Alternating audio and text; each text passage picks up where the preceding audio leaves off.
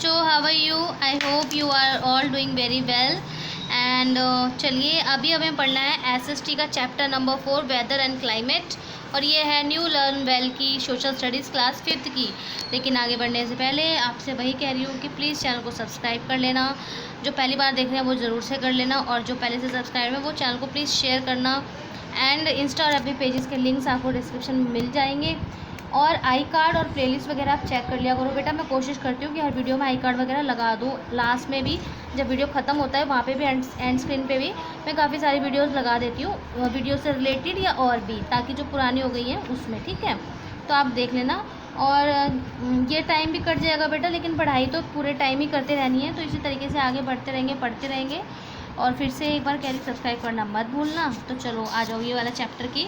सबसे पहले करते हैं हम multiple choice question. The climate of a place mainly influence by sun. Delhi has an extreme, extreme से मतलब या तो बहुत ही ठंडा या बहुत ही गर्म। The wind coming from sea make a place humid.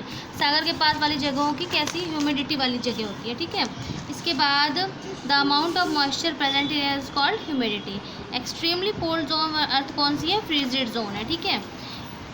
भाई आपसे फिर कह रही हूँ कि आप लोग प्लीज़ कॉम्प्रिहेंशन या फिर समरी प्लीज़ चैप्टर की पढ़ा करो। मैं वो जो वीडियो बनाती हूँ वो आप लोग देखते नहीं हो, इस वजह से मैं ये बना रही हूँ।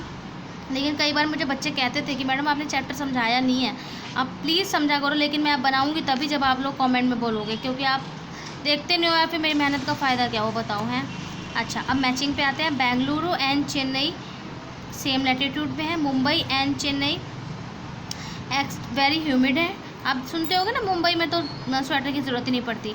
टॉरिड जोन कौन सी होती है? Extremely hot. टेम्परेट जोन होती है जिसका मॉडरेट टेम्परेचर होता है। फ्रीजिड जोन होती है बहुत ज़्यादा एक्सट्रीमली कोल्ड। इसके बाद बेटा the area near the equator कौन सी है? वो टॉरिड जोन है। उसके बाद places near the sea neither very hot neither very cold. उसके बाद when you go higher the mountains gets cooler, ठंडा होता जाता है, ठीक है, वहाँ कूलर नहीं लगा होता, ठंडा होता जाता है। उसके बाद Mumbai and Chennai are very humid. The zone lying between Arctic circle and north pole is called north frigid zone. यहाँ फ्रीजिड मैंने एफ छोटा लिख दिया पर बड़ा लिखना है, ठीक है। अब उसके बाद आ जाओ क्वेश्चन आंसर्स पे। तो देखो पहले आपको 4 नोट्स लिखने हैं, शॉर्ट नोट्स लिखने हैं। तो सबसे पहले टेम्परेट जोन पे चलते हैं। तो बेटा ये रहा टेम्परेट जोन पे, आपको यहाँ से लेके और यहाँ तक लिखना है, ठीक है। उसके बाद उन्होंने टॉरिड जोन कहा हुआ है, तो वो आपको यहाँ से लेके यहाँ तक लिखना है। चाहो तो नहीं, यहीं से यहाँ तक लिखना है, ठीक है। उसके बाद आपका है फ्रीजिड जोन। फ्रीजिड जोन में देखो मैंने थोड़ी कटिंग्स करवाई है क्योंकि कुछ ज़्यादा ही लंबा हो रहा था। ठीक है, चुप रहो बेटा। देखो दिस जोन रिसीव स्टीपन, यहाँ से लेके यहाँ तक लिखोगे, ठीक है। द एरिया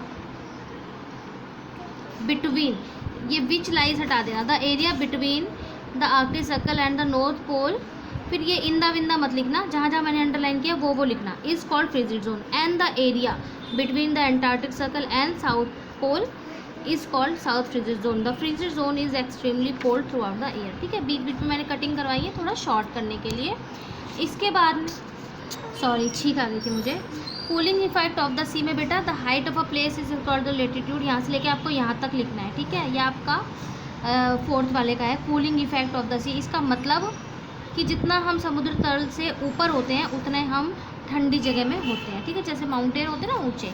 ये आपका एक और क्वेश्चन में भी आएगा, वो मैं बताती हूँ, कंफ्यूज मत होना। यहाँ से लेके यहाँ तक है आपका cooling effect of the sea वाला, ठीक है। Name and explain the factors that determine the climate of a place, ठीक है। तो ये the factors that determine the climate of a place are, फिर लिखना ये रहा। पॉइंट 1 पे लिखो डिस्टेंस फ्रॉम द इक्वेटर। ये बहुत लेंदी है, आप इतना मत लिखना, बहुत, ठीक है। इसके बाद हाइट, नंबर 2 पे लिखना height above the sea level. तो यही वाला आपका जो उसमें मैंने बोला था ना अभी 4th में बताया, यही सेम उसमें भी आएगा इसी वाले में, ठीक है। इसमें आप बस एक लाइन लिख सकते हो, the sun has a major influence on the climate of the place, ठीक है। यहाँ तक लिख लेना बस। उसके बाद डिस्टेंस फ्रॉम द सी, तो आप ये लिख सकते हो प्लेसेस क्लोजर, यहाँ से लेके और यहाँ तक, इतना लिख लेना इसके नीचे, ठीक है। अंडरलाइन नहीं किया था मैंने।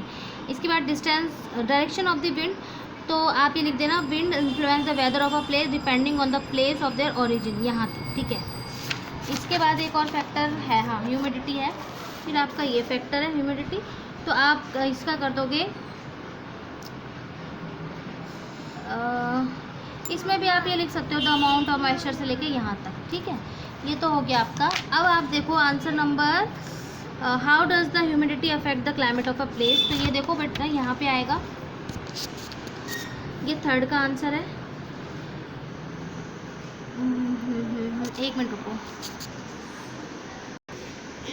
इसके बाद देखो यहाँ इसमें ये आएगा wind blowing from the sea have a lot of moisture in them, that is why places near the sea such as Mumbai and Chennai are very humid, ठीक है। इसके बाद देखो बेटा माउंटेन्स आर कूलर। इसमें देखो आप लिखोगे क्वेश्चन में से the mountains are cooler than the plains because, फिर चलो आप पेज नंबर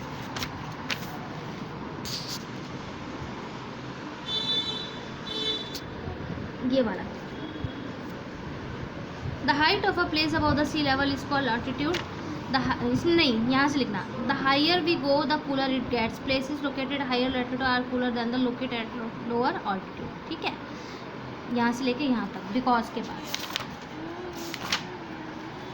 उसके बाद distinguish between weather and climate, तो आप लिखोगे ये रहा the condition prevailing over a short duration of a time in a small area is called the weather, whereas the climate is the average weather condition over a large area sustained for a long period of time.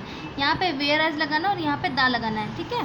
ये हो गया आपका fifth वाला। अब आपको बताना है why do you think Bengaluru is cooler than Chennai.